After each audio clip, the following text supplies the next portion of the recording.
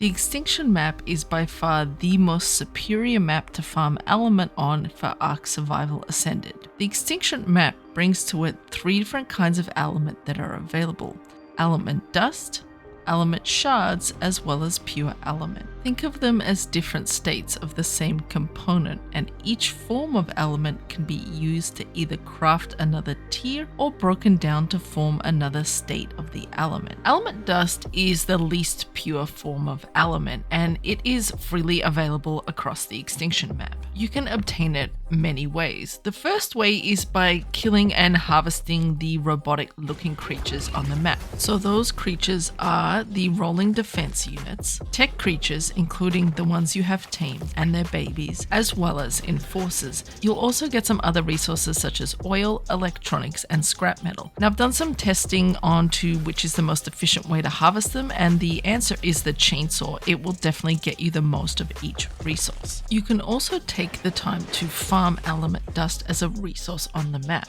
If you destroy the lampposts around the map, you'll actually get resources from them, and these resources are crystal, element dust, scrap metal, and electronics. You'll find lampposts scattered all over the sanctuary biome on the map. The best tool to harvest them is with a pick. You will get more from a higher tiered like an ascended pick, but the absolute best and most efficient way to harvest the light poles is with a doed. Now these guys normally gather stone, but if you use them to knock down the lampposts, you'll get loads more resources. If you park them near the lampposts, they'll also auto harvest, and you can carry them around with an RG, harvesting many across the map.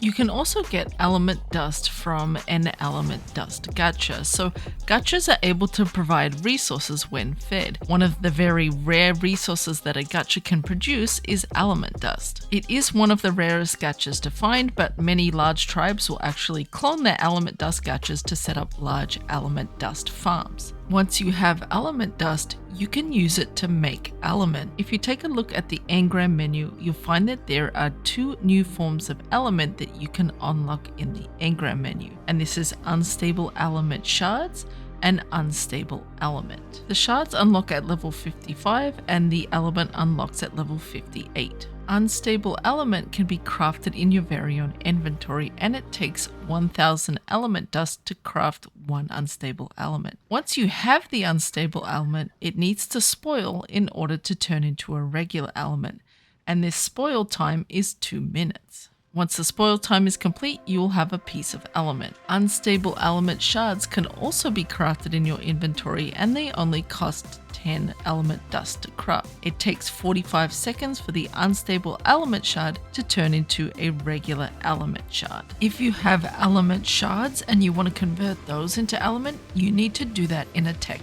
replicator. One thing that is exceptional about element dust is that it is the only form of element that you can transfer across maps and servers. You cannot transfer shards and you cannot transfer pure element. This means that some people or tribes may want to actually break their element down into dust so that they can transfer it and then convert it to element on a different map.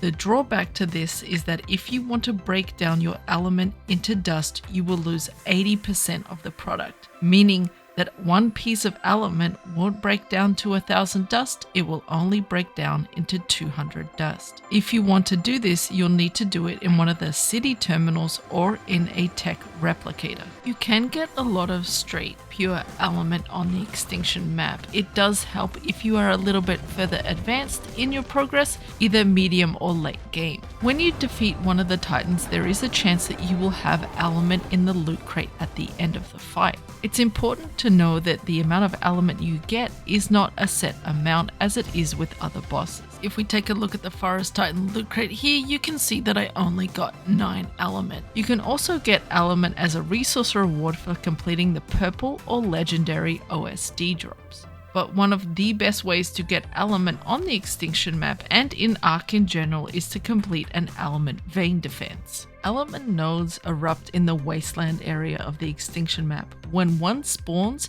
you'll hear a rumbling sound. You will see a large purple corrupted-like spire node in the middle, which is surrounded by a ring of smaller nodes. All of these count towards the overall health of the node, and your goal is to protect it from enemy corrupted creatures that want to destroy it. There are 3 levels of element nodes that will show up on the map. Easy, which has 10,000 HP, medium, which has 25,000 HP, and hard, which has 50,000 HP. Now, you would think the node that has more HP is easier to defend, but what will happen is the type of dinos that are attacking your node and the amount of dinos that are attacking your node, as well as the level, will increase with the difficulty as well. To begin the defense of the element node, you just need to approach the area, but what you most likely want to do is hold E to claim the node. This prevents other tribes from getting your element once you've finished the defense. The goal of the element vein defense is to protect all of the element nodes from attacks of waves of hostile creatures. These creatures will attack all of the nodes, including the smaller nodes as well as the main center node.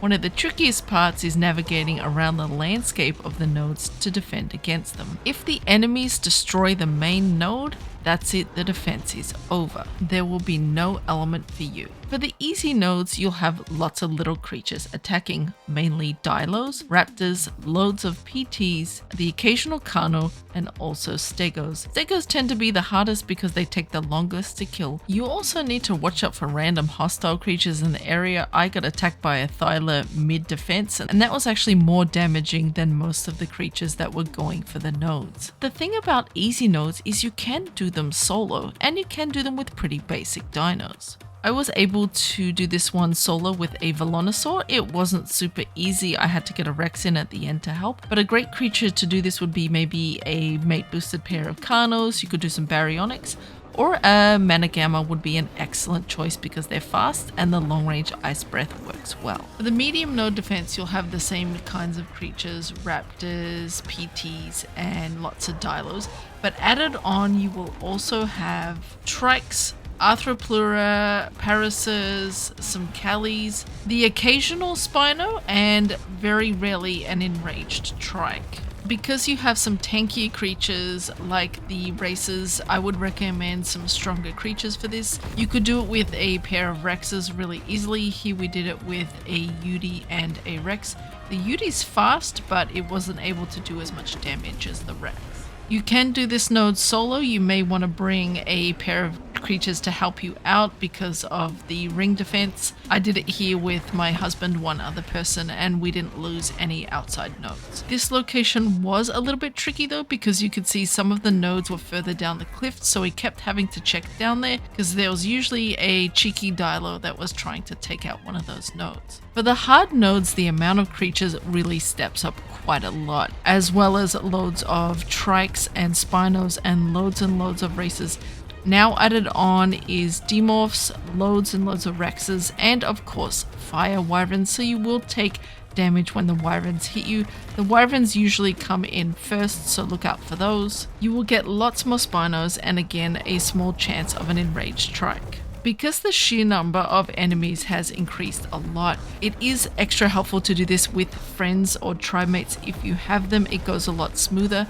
Otherwise, you're constantly having to rotate around a circular defense if you want to do it solo. The creature that you'll need to do this is a Karcher. Absolute hands down the best unit for any hard OSD or element vein defense, because the amount of stacks you get goes up very quickly, and once you reach 100 stacks you get that extra healing buff. You're doing loads more damage. I would hands down recommend this over a Giga or any other creature any day. If you are going to do this solo, you'll just need to patrol around the ring of nodes and be prepared to lose maybe one or two of the outer ones. I would definitely bring at least a mate boosted pair of Karchas to get that extra damage in. Here I did it with a couple of friends, and we were able to easily complete the node. To complete the element vein defense, you'll have to successfully fight off 5 waves of creatures.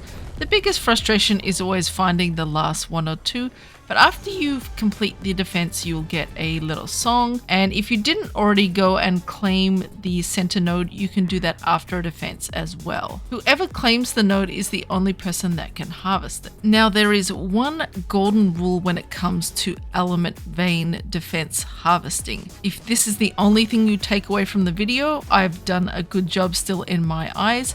The one thing is do not harvest the main node first. Whatever you do, do not harvest it first. You want to start on the outer rings. If you harvest the main node first, it actually destroys all the outer nodes as well, so you won't get all that extra element. So start on the outside, get the smaller ones first. These will often give you dust and shards and small amounts of element as well. The best tool for harvesting is a pick, and if you have a higher tiered ascended pick, even better. However, the absolute most efficient, best unit of a creature to harvest the element node with is a mantis. You will need to transfer it over from the Scorched Earth map, but if you equip that with a good pickaxe, you can get absolute loads and loads of elements. So you can see here, we're going for some of the outer ones. We're getting loads of dust, a few shards, and a small amount of element. Now, once you have cleared out all of the outer nodes, you can go for the center one. This is the mother lode here. You can see I am getting loads and loads and loads of element, as well as loads of dust as well. You will get weighed down, so I definitely recommend bringing a creature that can carry a lot of weight, especially the dust. It's really heavy. So maybe bringing a gas bag or a creature that you've leveled up weight in, that you can transport all of it back to your base. My name's Krabby. I make really helpful, accurate, concise guides for Ark Survival Ascended. If you like that, you can click on this one here or subscribe for more.